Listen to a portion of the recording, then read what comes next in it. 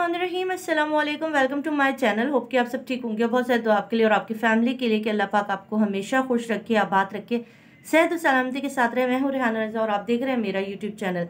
एक खबर जो आ चुकी है, जिसको आना था मगर वो पहले ही आ चुकी है कि जी सिंध हाई कोर्ट ने जो है वो फैसला दे दिया है और दुआ ज़हरा का मेडिकल MLO करने की इजाज़त मिल गई है।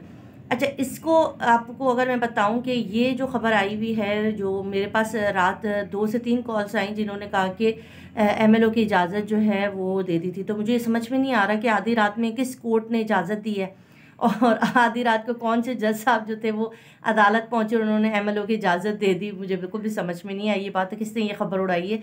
ऐसा कुछ भी नहीं है। हाँ, मैं आपको ये ज़रूर बता दूँ कि अब से कुछ देर के अंदर MLO पर जो है वो फैसला आ जाएगा हाई कोर्ट का, और इंशाल्लाह मैं आपको ये बात भी गारंटी से बता रही हूँ, बहुत दुआएं मैंने की हैं, आप लोगों ने भी की होंगी कि इंशाल्लाह इस दफ़ा MLO हो जाएगा।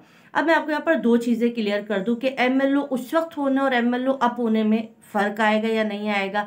इस केस के लिए MLO होने के बाद ज़हीर गैंग जो वावेला कर रहे हैं, जो पीट रहे हैं, जो सर माथे पे ठेक रहे हैं, और जो उनके रिश्तेदार जो लाहौर में बैठे हुए वावेला कर रहे हैं, वो क्यों इतना शोर मचा रहे हैं। आपको मैं एक और बात बताऊं, कल या परसों रात को एक लाइव ट्रांसमिशन, जो आपको पता है कि हर रात को एक अजीब ही तरह की गहमा गहमी लगती है, वहाँ पर एक बार डिस्कस हो रही थी। अरे क्या MLO कुछ नहीं होना है, इन्होंने क्या देखना है कि बच्ची ने हक ज़ौजियत अदा किए नहीं किए, बेशरम लोग हैं ये वो। अदालत ट्रायल कोर्ट के अंदर भी जब इस केस के ऊपर बात की गई थी तो जज साहिबान ने बात की थी कि बच्ची को शर्मिंदगी होगी, निकाह नहीं है, तो इस वजह से इसको खारिज कर दिया गया। जबकि MLO होना बेइंतहा ज़रूरी था, इस मेडिकल का होना इंतहाई ज़रूरी था, जिसको अभी तक जो है वो रोका गया, जिसको नहीं किया गया। ये हैरान कुन बात है। आवाम में जितनी तशवीश है इस बात को लेके, आप यकीन करो बहुत सारे मैसेज आते हैं, जो लोग पूछते हैं कि जज साहिबान क्यों नहीं MLO की तरफ जा रहे हैं, वो क्यों मदई का साथ दे रहे हैं, मुलजमान का साथ दे रहे हैं, और क्यों इस MLO को रोका जा रहा है। देखिए, यहाँ पर 2 से 3 कंडीशन पहले मैं आपको बता दूं। याद होगा आपको, जब दुआ ज़हरा का पहले मेडिकल हुआ था और वो कराची लाई गई थी मेडिकल के लिए, और उसके बाद जब वो वापस गई थी और वहाँ पर उन्होंने एक इंटरव्यू दिया था जिसके ऊपर हमने देखा था उनके चेहरे पर मारपीट के निशान मौजूद थे। जिसके बाद इनकी ये जो हमारी जो ये पागल आंटी और थर्ड क्लास यूट्यूबर और उनका टोला बैठता है, तो उन्होंने एक बात कही थी कि इस मेडिकल करवा के आ रही हैं तो मेडिकल में दांतों का भी जो है वो टेस्ट किया जाता है और हड्डियों का भी किया जाता है, इस वजह से सूजन आ गई। तो भाई मुझे एक बात नहीं समझ में आई, क्या बच्ची का मुंह चीर दिया था या बच्ची को मार मार के मेडिकल करवाया गया था? इस तरह की बेमकसद बातें आप सुनने में आती हैं, यानी कि जो जिस बात का कोई सर पैर नहीं है वो बातें जो है लाई जाती हैं, और जो असल चीज़ जिस मेडिकल के ऊपर आपकी नज़र टिकी होनी चाहिए थी उससे हटा के उन्होंने जो है वो ये कहना शुरू कर दिया कि मेडिकल में जो है वो सिंध में जो है बच्ची के ऊपर तशद्दुद किया, और दांत का जो मुंह का जब टेस्ट लिया गया था तो तब बच्ची का मुंह ही चीर दिया था। अल्लाह माफ़ करे, इनके तो कोई एजुकेशन नहीं है। आज ये लोग कहते हैं कि MLO नहीं होना चाहिए, मेडिकल नहीं होना चाहिए। अब रीज़न पूछा जाए तो कहते हैं कि बच्ची जो है वो उसका क्या देखना है इन्होंने। भाई MLO में बहुत सारी चीज़ें ऐसी आती हैं कि बच्ची पे तशद्दुद तो नहीं किया, बच्ची को किस चीज़ से मारा पीटा गया था, बच्ची पे लकड़ी से तशद्दुद किया, जो लोहे के रॉड होते हैं उससे मारा गया है, बच्ची को क्या जिस्म पे तकलीफ़ हुई, कहाँ कहाँ नील के नीचे, मतलब पूरा बच्ची के जिस्म का एक एक चीज़ पता चल जाता है कि बच्ची को किन किन चीज़ों के ज़ेर असर रखा गया, कौन कौन सी चीज़ें इसके जिस्म में दाखिल की गई, बॉडी पर क्या क्या तशद्दुद किया गया, बॉडी को किस तरह से यूज़ किया गया।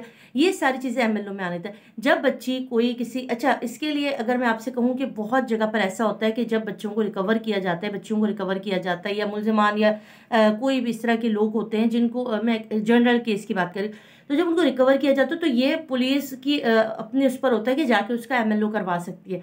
इस बच्ची को क्यों इतने ज़्यादा जजेस से पूछा जा रहा है? इसलिए पूछा जा रहा है कि ये बच्ची आई है लाहौर से कराची, जजेस अदालतों के उस पर आई है कि अदालतों ने इसको पूरा सिक्योरिटी देनी है, पूरी तरीके से इसका तहफ़्फ़ुज़ करना है। इसलिए बार बार तफ्तीशी ऑफिसर को या मुद्दे के जो वकील हैं उनको जो है वो अदालत से रुजू करना पड़ता है कि हमें बच्ची का मेडिकल दरकार है।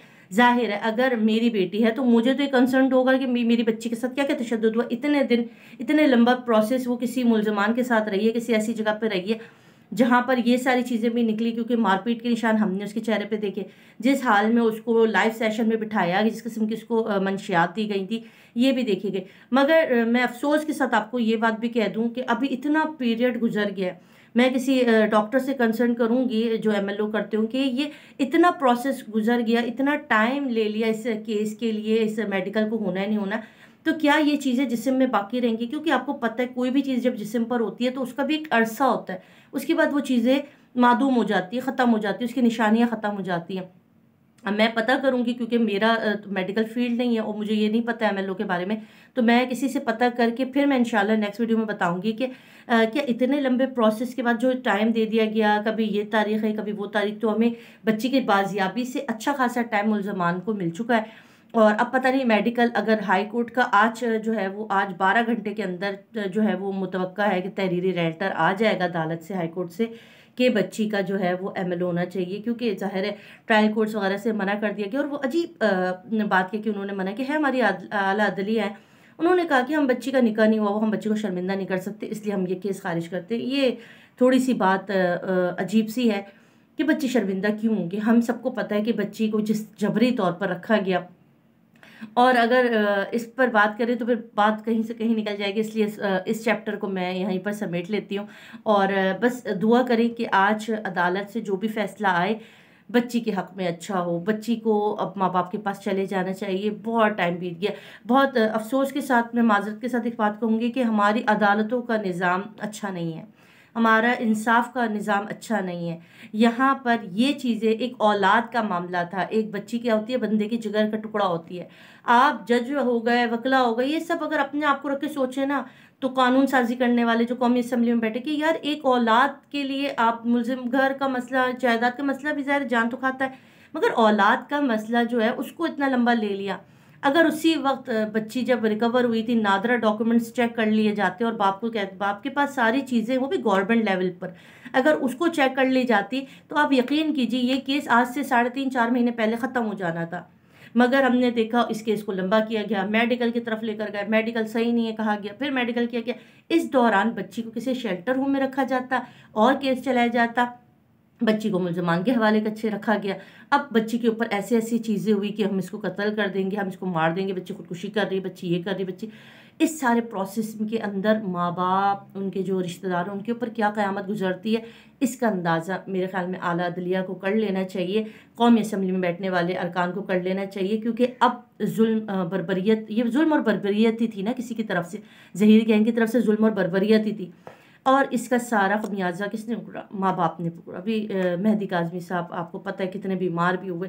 ज़ाहिर औलाद का सदमा दूर होना बड़ा मुश्किल होता है। इंसान कहते हैं ना, अगर बिछड़ जाए, दुनिया से चला जाए तो सब्र आ जाता है, मगर दुनिया में और आंखों के सामने गले ना लगा सकते हो, नहीं पता किस साल में, तो माँ बाप के ऊपर क़यामतें गुजर जाती हैं। इसका इदराक कीजिए। मेरी रिक्वेस्ट होगी आला अदलिया से कि खुदा के लिए कौमी असम्बली में बैठने वाले से कि कोई बिल मंजूर कीजिए, नादरा डॉक्यूमेंट्स को आप लोग चेक करना शुरू करें, जिसको हम घंटे घंटे लगा के हम ये नादरा डॉक्यूमेंट्स बनाते हैं, और उसके बाद अगर अदालतों में नादरा डॉक्यूमेंट्स नहीं चेक होंगे तो फिर बंदा कहाँ जाए?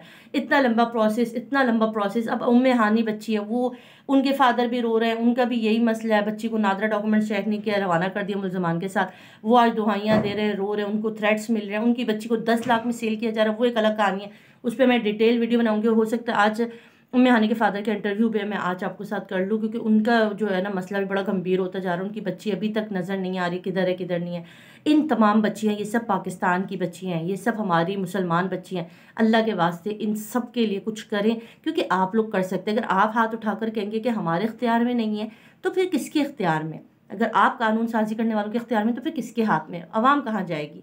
तो ये वो सवाल है जो मैं आपके लिए छोड़े जा रही हूँ, और दुआ कीजिएगा कि आज अच्छा फ़ैसला आए, और हाई कोर्ट से, जिसकी उम्मीद है कि इंशाल्लाह अच्छा फ़ैसला आएगा। मुझे तो इजाज़त, अपना रखिएगा ख्याल, दुआ में याद रखिएगा। अल्लाह हाफ़िज़।